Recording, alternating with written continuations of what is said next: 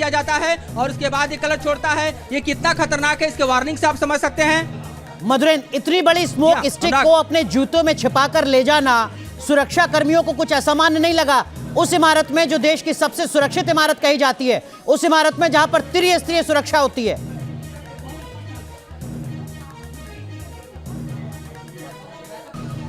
देखिए, बिल्कुल सुरक्षा में तो बड़ी चूक है, ये बात हर सांसद कह रहा है, ये बात यहाँ तक कि ऑफ रिकॉर्ड सुरक्षा कर्मी भी कह रहे हैं। लेकिन जैसा कि आप जानते हैं, लंबे समय तक आप खुद भी संसद भवन में रहे हैं और आपने कार्रवाई को देखी है कि सुरक्षा में खासतौर पे फ्रिस्किंग में बॉडी की फ्रिस्किंग होती है, आपके गैजेट्स की फ्रिस्किंग होती है, यहाँ तक कि मोबाइल अगर अलाउड नहीं है तो मोबाइल्स नहीं दिए जाते हैं। और साथ ही आप समझिए कि भीतर दाखिल होने के साथ ही लगभग 3 लेयर की सुरक्षा से गुजरना पड़ता है। नई संसद की बात करें जिसमें सब कुछ हुआ है, तो यहाँ तक कि नई संसद भवन के परिसर में भी जाने के लिए लगभग 3 बार सुरक्षा से गुजरना पड़ता है। और यहाँ पर सुरक्षा के जो चाक चौबंद इंतजाम है, उसमें मैं आपको बताऊं कि अगर जूते के भीतर ये शूज हैं, अगर इसके भीतर इसको पुल करके रख लिया जाए तो जाहिर है कि शूज की फ्रिस्किंग नहीं होती, लिहाजा इसे ले जाना संभव हुआ होगा। क्योंकि बॉडी के अगर ऊपर के पार्ट की बात करें तो बॉडी के ऊपर के पार्ट में कहीं भी आप देखिए तो पूरी फ्रिस्किंग होती है, पॉकेट्स की फ्रिस्किंग होती है, पूरे आप देखिए तो बॉडीज की फ्रिस्किंग होती है। लिहाजा इसको लेकर जाना अगर आप जूते में देखिए तो निश्चित तौर पर आसान हुआ होगा और यहाँ शूज में पुल करके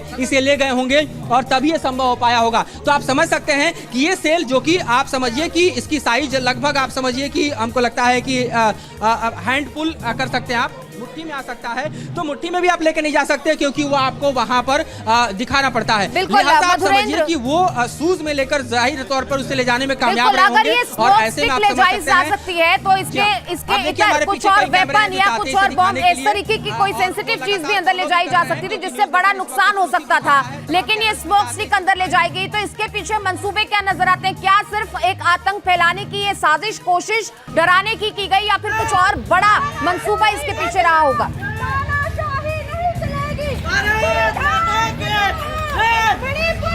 देखिए, प्रदर्शन के अपने अपने तरीके होते हैं, प्रोटेस्ट के अपने अपने तरीके होते हैं और ये जो तरीका है वो अपने आप में बतला रहा है कि प्रदर्शनकारियों ने संसद के भीतर जाकर अपने प्रदर्शन को करने और अपनी आवाज को बुलंद करते हुए विरोध के ऐसे नमूने को प्रदर्शित किया जो न सिर्फ संसद की सुरक्षा पर आंच के तौर पर देखा जाना चाहिए, न सिर्फ संसद की सुरक्षा में चूक के तौर पर देखा जाना चाहिए, बल्कि एक तरह से देखिए तो भारत के सबसे बड़े संवैधानिक व्यवस्था के सबसे बड़े आवरण के भीतर जहां सुरक्षा की सबसे बड़ी जिम्मेदारी और व्यवस्था होती है, उसमें घुसकर इस तरह से अपने आप को प्रोटेस्ट करना।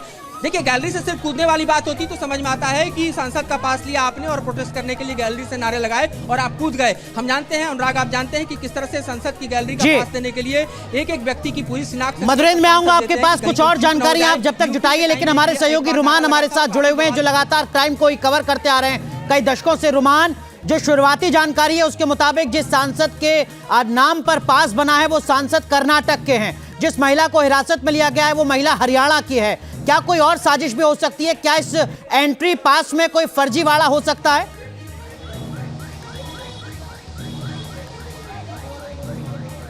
देखिए, बिल्कुल एक बड़ी साजिश हो सकती है क्योंकि पूरी प्लानिंग के तहत ये पूरी घटना को अंजाम दिया गया संसद के बाहर और संसद के अंदर।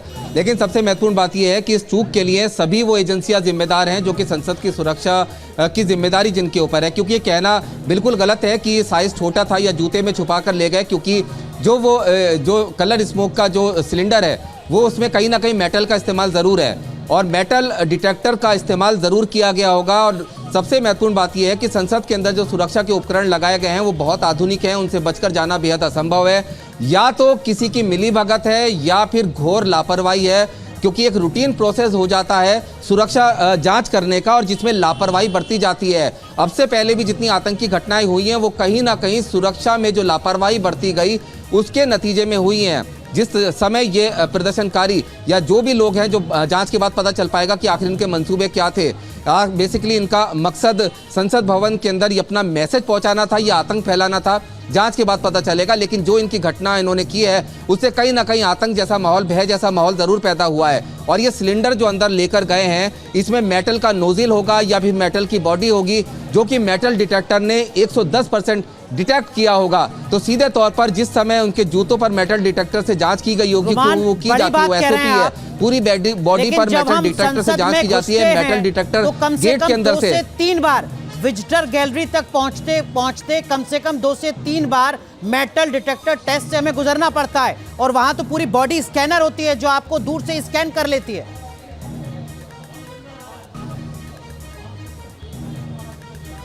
बिल्कुल सीधे तौर पर, और मेटल डिटेक्टर सिर्फ जो मेटल डिटेक्टर गेट है उनसे गुजरने के अलावा मैनुअली जो मेटल डिटेक्टर मशीन होती है उससे हेड, सिर से लेकर और पैरों तक पूरे बॉडी की जांच की जाती है, जैसे कि आमतौर पर मेट्रो स्टेशन के अंदर भी की जाती है।